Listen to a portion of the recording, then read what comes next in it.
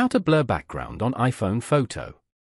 To get started, first of all open up the camera application on your phone.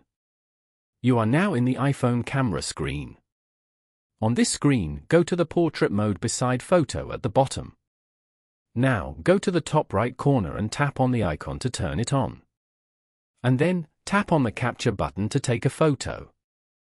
Alternatively, go back and open up the Photos application. You can view all the photos and videos on your phone over here. Select the photo you want blur from here. Go to the top left and tap on the Portrait option. Select Portrait. As you can see, you have now successfully blurred the background of this photo.